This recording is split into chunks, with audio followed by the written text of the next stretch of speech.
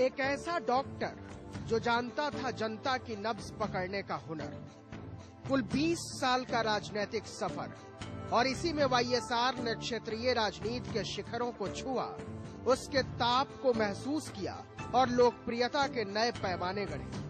आंध्र प्रदेश जैसे राजनीतिक तौर पर सचेत राज्य में एक मामूली परिवार के पढ़ाकू बेटे का राज्य की सबसे ऊंची कुर्सी पर पहुंच जाना आज से 5 साल पहले सबको करिश्माई लगा था। रायलसीमा इलाके के एक छोटे से कस्बे पुलिवेंदुला में पैदा हुए येदुगुरी संदिंती राजशेखर रेड्डी से वाईएसआर का सफर किसी स्वप्न लोक की परिकथा लगती है। जब देश में इमरजेंसी लगी थी तब वाईएसआर मेडिकल साइंस की दुनिया में अपनी जिंदगी के मकसदों की तलाश में जुटे थे, लेकिन गुलबर्गा का मेडिकल कॉलेज कब उनकी राजनीतिक महत्वाकांक्षाओं की प्रयोगशाला बन गया, उन्हें भी पता न चला।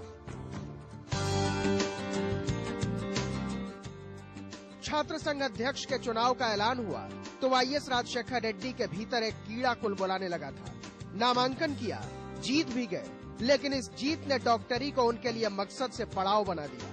कुछ दिनों तक कोशिश भी की, लेकिन मन रमा नहीं और 1975 में उन्होंने अपने स्टेथोस्कोप और एप्रन को घर की खूंटी पर टांग दिया और उतर पड़े जनता की कचहरी में अपनी किस्मत का फैसला लिखवाने।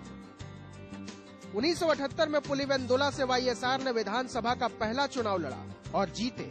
2 साल बाद वो मंत्री भी बन गए, लेकिन उनका असल उत्थान शुरू हुआ 1983 में, जब एनटी रामाराव की ऐतिहासिक लहर में भी वाईएसआर अपनी सीट बचा ले गए। नतीजा, इंदिरा गांधी ने उन्हें 34 बरस की उम्र में प्रदेश कांग्रेस कमेटी का अध्यक्ष बना दिया।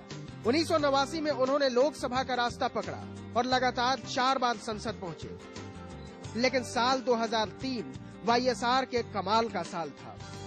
10 साल से जमी चंद्रबाबू नायडू के नेतृत्व वाली तेलुगु देशम पार्टी को सत्ता से उखाड़ने के लिए वो राज्य के पिछड़े इलाकों की पदयात्रा पर निकले। कोई 1400 किलोमीटर लंबी ये पदयात्रा वाईएसआर की लोकप्रियता की अग्नि परीक्षा थी। किसानों को मुफ्त बिजली का वादा चंद्रबाबू के लैपटॉप राज पर भारी पड़ रहा था और जब चुनाव के नतीजे आए तो 5 फुट 7 इंच का ये डॉक्टर आंध्र प्रदेश की सत्ता का सिरमौर बन चुका था। हाशिए की इस राजनीति ने वाईएसआर को आंध्र प्रदेश के आसमान पर पहुंचा दिया।